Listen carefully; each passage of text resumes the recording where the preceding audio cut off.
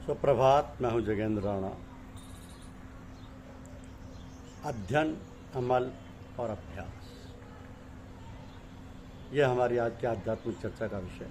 अध्ययन, अमल और अभ्यास। मनुष्य में कई विचित्र बातें होती हैं। जहाँ और मनुष्यतर बच्चे पैदा होते हैं, चलते कूदते माँ का दूध पीने लगते हैं, वहाँ मनुष्य का बच्चा अपने आप कुछ भी कार्य करने में समर्थ नहीं होता। मल व मूत्र का त्याग स्वयं करता है, किंतु खाना पीना अपने आप नहीं कर पाता। माता उसे दूध पिलाती है, उठाती है, बिठाती है, सुलाती है, जबकि जानवरों के बच्चे ये सब क्रियाएं स्वयं करने लगते हैं। तो मनुष्य का बालक बिना सिखाए कोई काम नहीं कर पाता।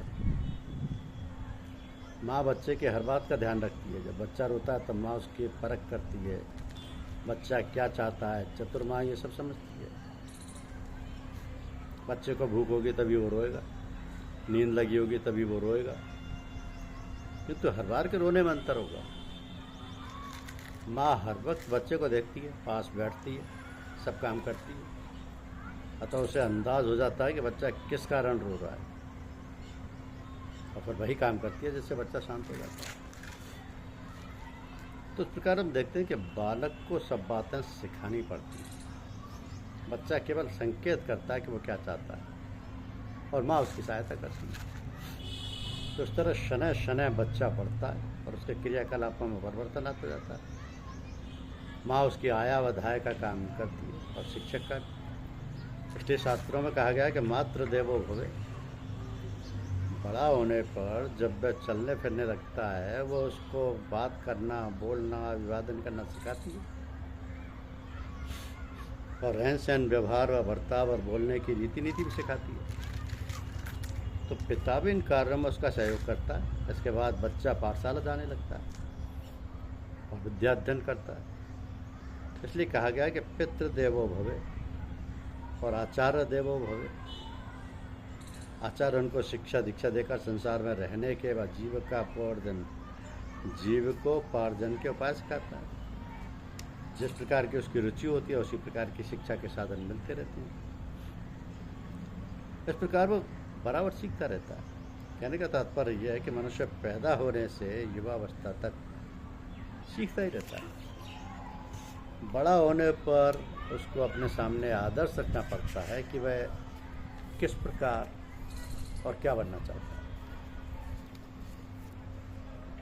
जैसे जन्माष्टमी का पर्व है, तो भगवान कृष्ण का जन्मदिन मनाया जाता है।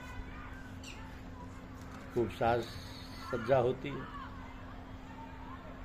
भगवान कृष्ण ने मथुरा में जन्म लेकर अपने अंत समय तक वो आदर्श उपस्थित किए जिनको आदर्श मानकर अपने सामने रखकर बालक से वृद्ध तक प्राणदान ले सकते हैं। जीवन के किसी भी स्तर पर हों, हमें भगवान के चरित्रों से प्रेरणा मिलती है।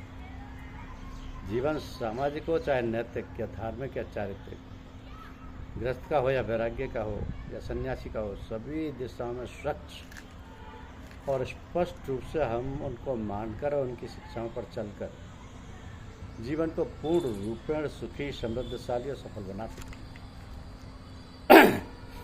अब प्रश्न उठता है कि हम आदर्श कैसे प्राप्त करें। इसके लिए सबसे अच्छा, सुगम और सुलभ साधन है गीता। गीता में भगवान कृष्ण ने वेदों और शास्त्रों का सार भर दिया।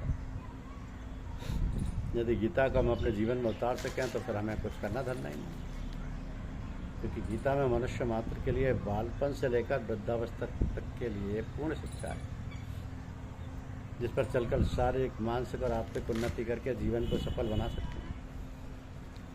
अतः हम सबका कर्तव्य है कि गीता पढ़ें, समझें और अपने जीवन में उसकी शिक्षाओं का व्यवहार रूप दें। कि पूजा का मतलब है कि श्रद्धा, मान, सम्मान और आराधना। यदि हम किसी की पूजा तो करें पर उसकी बात ना माने तो फिर उससे क्या लाभ। जब हम इस प्रकार का आचरण करते हैं तब उसी का आडंबर कहते हैं।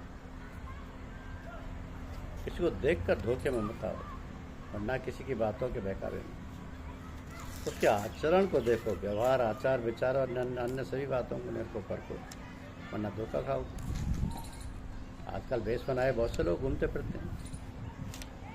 तो खूब पढ़ो, समझो, अध्ययन और अमल करो। जब तक कोई बात याद नहीं होगी तब तक उसे जानोगे कैसे, और जानोगे नहीं तो अमल क्या करोगे कैसे। अमल और अभ्यास में लाकर ही उससे लाभ उठा सकोगे, फिर कोई धोखा नहीं दे सकेगा। सच्चे मायने में मनुष्य बनकर मनुष्य जीवन को सफल बनाकर इष्ट की प्राप्ति करो। जब हम किसी से मिलते हैं और इस प्रकार मिलते हैं कि हमें और उस मिलने वाले में कोई फ़र्क अंतर नहीं रहता, हम दोनों में किसी प्रकार का कोई भेदभाव नहीं रहता, तो भाव ही नहीं उठता कि ये कौन है अथवा हम कौन है।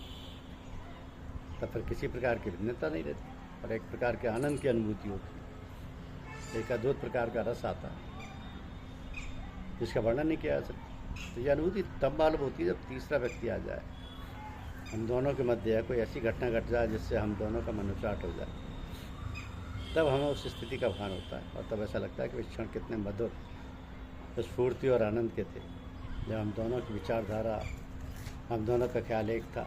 तब हमें किसी दूसरी चीज़ की चाहना तो दूर रही, कल्पना मात्र भी नहीं। कैसा अपूर्व आनंद था उस समय, हमें इसका बोध तब होता है।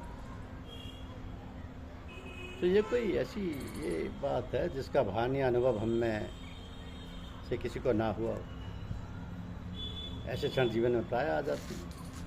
अब विचार करें कि यदि कोई बात हो जाए, कोई ऐसी भावना हमारे अंतर में भर दे जिससे हमारी ऐसी दशा पैदा हो जाए कि संसार के प्राणी मात्र से हमारा ऐसा ही स्नेह, ऐसा ही लगाव हो जाए, ऐसे ही भावोदय हो जाए जिससे हम सबसे, सारे प्राणी मात्र से नहीं, सभी जीव जंतुओं से ही क्यों, सारे वृक्षों, पेड़ पौधों से, पृथ्वी और आकाश से, सितारों, सूरज चंद्रमा से, वायु जल आदि सभी वस्तुओं से एक ऐसी प्रीति और प्रतीति हो जाए जहाँ अपने और पराये का विचार ही ना हो, जहाँ अपनेपन का ही भास हो, बल्कि ये भास भी रहे कि एकत्व हो, अद्वैत्व हो। तब फिर क्या, अरे तब तो समझ लीजिए आपको भगवान का साक्षात्कार हो गया, आपको उस परम सत्ता का दर्शन हो गया, आपने आत्म तत्व को पा लिया। इस प्रकार की दशा का वर्णन सहज है, सुनने में तो बहुत प्रिय है, किंतु वास्तविकता से बहुत दूर है वो दशा और वह अलौकिक स्थिति।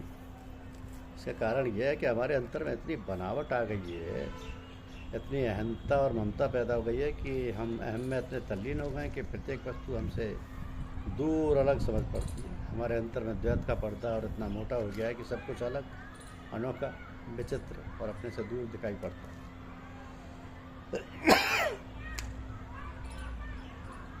तो ये जो अहम ममता का भाव है, ये जो दुई का पर्दा है, इसी से हमारा सारा खेल बिगड़ गया है। कठिन कहना आया, सुनना, करना, धरना, सोचना, समझना, सब कुछ कठिन हो गया।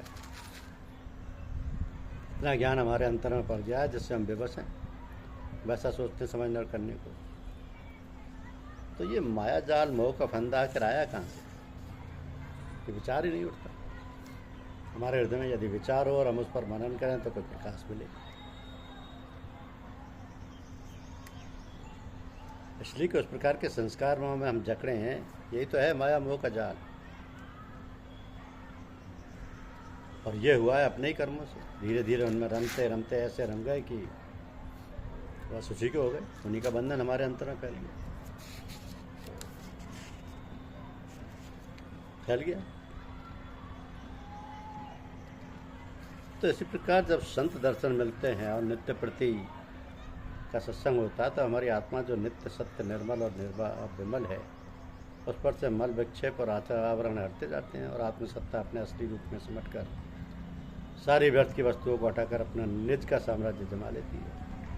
और हम विशुद्ध रूप में अपने असली भाव में आकर निर्मल बनकर सद्व्यवहार, सदाचरण, सत्य भाषण व सत्य कर्म में प्रवृत्त होकर सहज स्वरूप से भगवान सत्ता के प्रकटीकरण का हेतु बनकर संसार को आलोक प्रदान करने लगती है।